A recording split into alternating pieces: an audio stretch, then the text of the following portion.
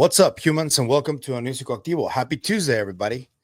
Okay, let's start with some of the recent interviews that came out that I think everybody needs to check out. I haven't had time to watch all of them, but Dr. Jeffrey Mishlove released two interviews over the last couple of days. One was with Jim Semivan, and that is one of probably the most accurate descriptions of what could be going on with the phenomenon and all the government's involvement and all that. That's one. The other one was also Dr. Jeffrey Mishlove released, I think it was a live stream with Ross Coulthart. If you guys don't know who Dr. Ross Coulthart is, he was one of the founders of Stargate. So I would recommend highly that you watch that one too. There was also a new interview from Peter Levenda. It happened on Through a Glass Darkly from Sean Patrick Haslett or Hazlett. I'm sorry if I'm mispronouncing your name, but this was like a shorter interview, but it's always really cool to listen to Peter talking about all of this because in my opinion, he's one of the people who nailed some of the best interpretations of what could be going on through his books. It's not just the Secret Machines books. He also wrote a bunch of different books before, and I think everybody should pay attention to what he's doing. So those are like the recommendations that you guys get from me right now. I haven't gone through all of them because there's a lot of information going out. I do want to talk about something that happened on Sunday through Ross Coulthart, who did a Q&A on Reality Check with Megan Orada. And there was a clip from that Q&A where he talks about an alleged place that is considered Russia's Area 51. If you guys don't remember, Matthew Brown did talk about how potentially involved Russia is in all of this. In that interview Jim Semivan did with Dr. Mishlove, he also says that based on the information he has, Russia and China are already aware of the phenomenon and of these objects. And probably they also have their own crash retrieval teams. So now Ross is coming out with one more wild claim because it's really wild. And we're going to go through it. We're going to pause it a little bit. If you guys want to see the whole clip unedited, I'm going to leave it in the description. And I'm going to leave the entire Q&A from last Sunday in the description too. But I think this is important to see. And I know how a lot of people feel about Ross. He's highly criticized for making claims as big as these ones, but I do think it's important to see. And if we have something to criticize respectfully, we will. So here's Ross. Go to Russia for a moment. I know for a fact that that's the first thing I want to criticize. Saying you know something for a fact leaves absolutely no room in case you are mistaken. And this is something that I think Ross has been doing a lot lately. And I really like his reporting. I respect him a lot, but I think this is a risky decision to make, knowing stuff for a fact. If you do know stuff for a fact, I think you should absolutely present evidence of your claims and not just make the claim.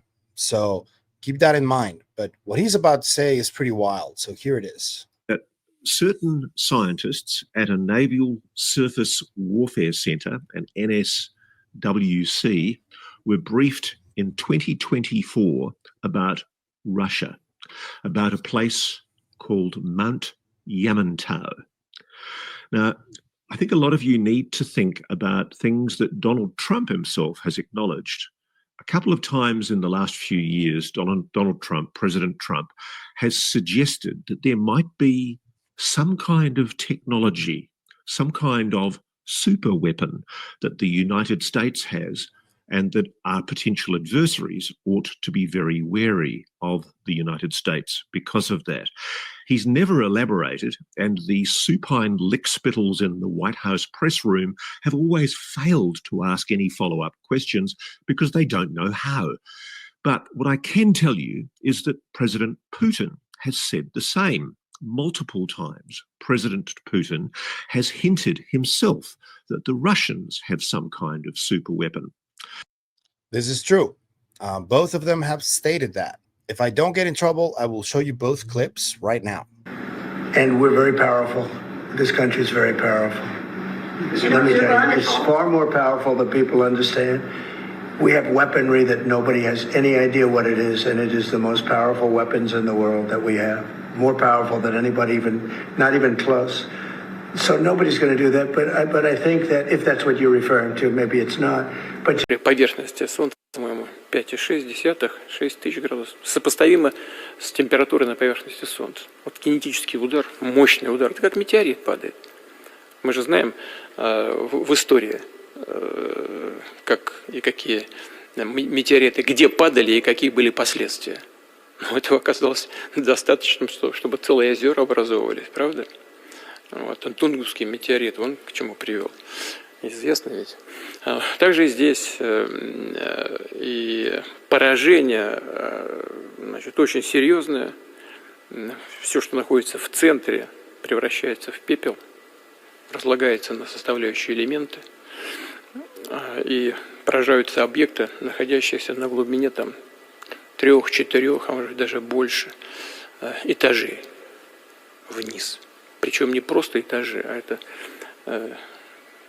укрепленные сооружения. Вот сила удара колоссальная. But if I do get in trouble, yeah, that's been said by President Putin and by President Trump in the past. And right now, I'm not sure what type of weapons they are, other than probably scalar weapons, which Ross is about to mention. And it probably could be linked to all of the Havana syndrome cases, which, if you guys don't remember, there were a lot of people within embassies around the world that suffered similar cases of potential ailment. And yeah, they suffered headaches, they vomited. This is a case that has been taken very seriously. And there are some people that don't equate this to UFOs. I think that the Havana syndrome and UFO injuries are two different things, although there are some similarities, because according to the people that I've spoken to who have been injured by UAP, who are military, there is some sort of strange radiation that these UAP emit. And it could be similar to whatever weapon is being used against diplomats and their families near these embassies around the world. So that could be it, although it may be something else. I don't know. And I note that in the briefing at a certain Naval Surface Warfare Center, notice what he just said. It's something that UAP GERB has been talking about for a while. And when Jesse Michaels came out with Randy Anderson's testimony, he also mentioned that Naval Surface Warfare Center. I hope I didn't butcher it, but they talked specifically about the Indiana facility called Crane. I don't know if Ross is talking about the same one here, but there are many Naval Surface Warfare Centers in the U.S. So keep that in mind. Chap called Vasily Buranok was cited. He's the former head of the Ministry of Defense in Russia 46th Research Institute and the president of an organization called RARAN, R-A-R-A-N. And in May of 2014, he said, quote, on top of the list of high-tech weapons of the next generation and weapons based on new physical principles are weapons systems for energetic information impact in all media, space, air, ground, sea, underwater and underground, and at any range. Those are incredible statements. That was 11 years ago in 2014. He was followed, as you know, he was preceded by, in August 2011, Major General Vorobyov and Colonel V. Kiselev. They talked about achieving energetic surprise by mass employment of new types of weapons previously unknown to the enemy and creating zones of energetic damage in vulnerable locations of the enemy that are unexpected by him. What are the Russians talking about? What were they talking about? I'm told they're talking about, among other things, what are called scalar weapons. They're indicating very, very strongly that a lot of the research being done at a place called the Yamantau Mountain Facility, Yamantau. Look it up, guys. Google it. You're going to be hearing a lot about it. The Yamantau Mountain Facility is Russia's Area 51. It's where a lot of the research is ongoing into, among other things, the Soviet Strategic Defense Initiative, a mountaintop free electron laser, underground X-ray and gamma ray laser R&D facility. I don't know if we can also add all of the psychic spy programs that the Russians had been doing before the Americans, which prompted Stargate to initiate. So I don't know if we can add that to this place, but that was also happening. And I've been having a few conversations about how much the Russians really know. And if you really think about it, they've been investigating a lot of the occult and edge technology way before World War II, and even potentially seeking for these ancient artifacts. So I wouldn't be surprised if they have more knowledge than the Americans about a lot of these things, and how advanced they are. That's anybody's guess. I don't really know. But now that Ross just came out and mentioned this place, there's a lot of people that are already Googling it, and they are already finding very interesting images like the one I showed you on the thumbnail of this place. And yeah, it does seem like it's highly guarded. It's very secluded, and who knows what goes on there. But now that Ross is now mentioning it, don't be surprised if you hear a lot more about it in the coming months, I would say, because I think that if we can agree on something, is that Ross is trying to relay the information in a timely fashion. There seems to be a plan to release a lot of this information from his effort and everybody else at the top involved in investigating these things. He's one of the leading people who's investigating all of this and releasing information that he claims he's very certain about. I know for a fact, he says, but I don't know. I think it's interesting information, though. And also in this same facility, neutrino beams for submarine communications, relativistic electron beams, ionospheric weapons, super compression of powerful ion beams by strong magnetic fields, magnetic monopole micro black hole factory, weapons based on induced proton decay, micro nuke gravitational wave detectors. This is where the Russians are doing their UAP research, a mountaintop called Yamantau. Now, interestingly enough, there's not a clear indication yet from the Russians as to whether or not they've had the breakthroughs that I suspect China has had.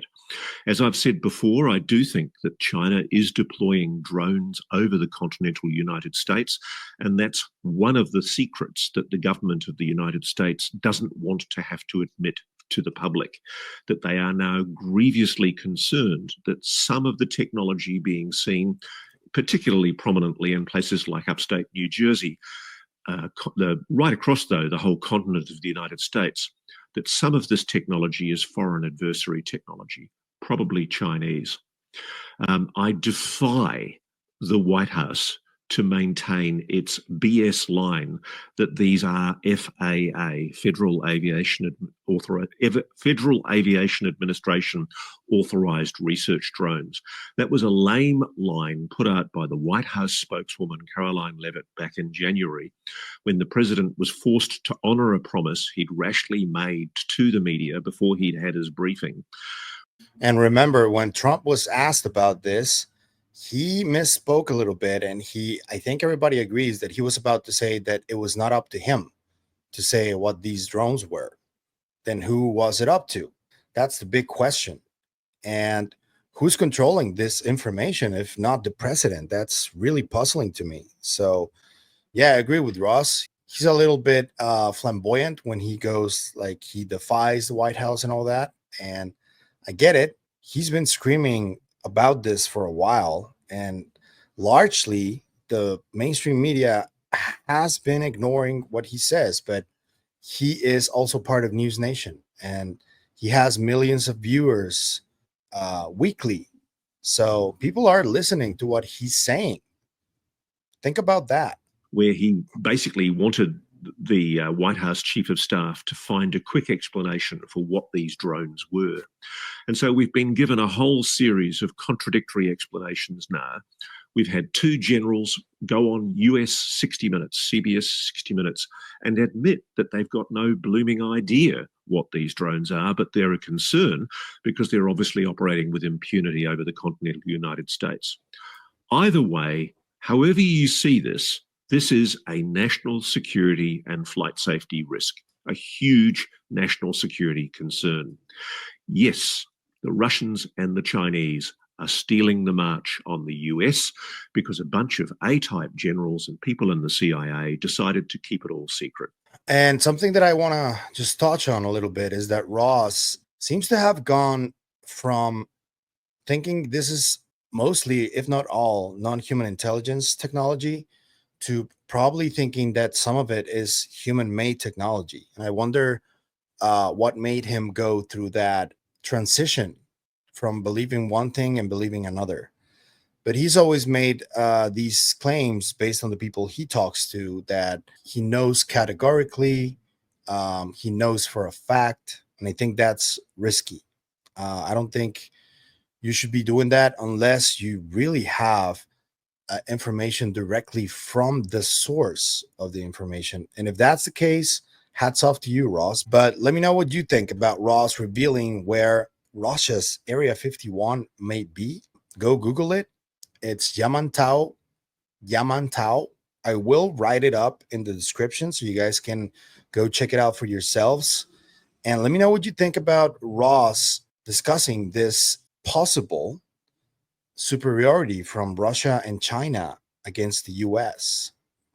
What do you think about that? Do you think it's possible? I know there's a lot of debate about it, especially over China, because some of the people that are like more pro-government seem to think that China doesn't have the infrastructure or resources. That sounds kind of weird to me because they have such a huge country and so many people. It's weird to say they don't have an infrastructure. And there are some Chinese cities that seem like you're already living in like the year 2090 or something like that. It's really strange. But I want to hear your thoughts. Let me know about them. And that will be it for me. If you like the content you see, I'm going to ask you to like, share, comment, subscribe, and hit the bell icon. That's all you need to do in order to help us. But it is what helps us the most. So thank you.